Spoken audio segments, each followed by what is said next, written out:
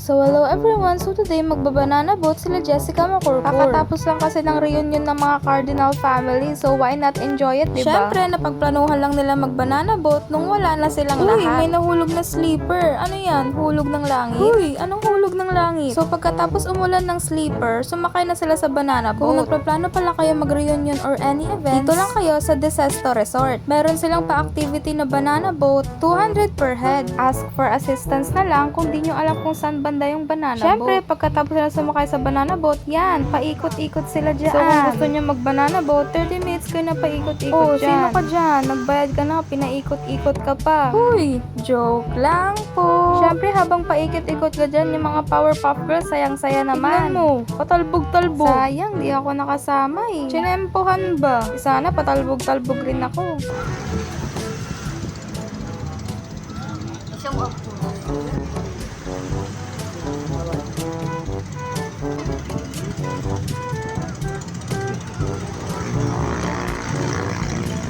Nakahanap naman ng burat! Uy, anong burat? May tumatalon pala ng mga burat fish dyan. Syempre, tapos na ang 30 minutes, kaya itigil na natin to. Uy, anong itigil na natin to? Grabe, sobrang saya ni Bubbles. Sumapadyak-padyak ba? Malalim!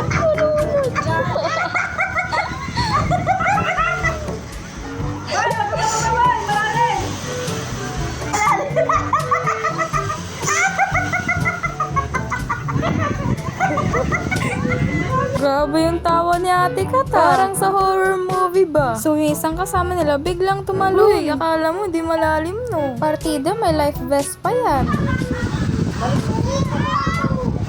Grabe, halatang enjoy na enjoy sa Jessica Macorcor. So ang masasabi ko lang dyan, sulit na sulit ang banana boat.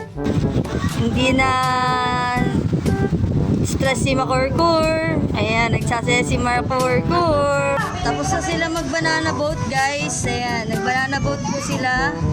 Ayan, kakatapos lang. Ayan. So pagkatapos nila mag-banana boat, in-enjoy na nila ang dagat. Uy, maging alerto, baka may burat fish dyan. So dito lang magtatapos ang mini vlog. Bye-bye!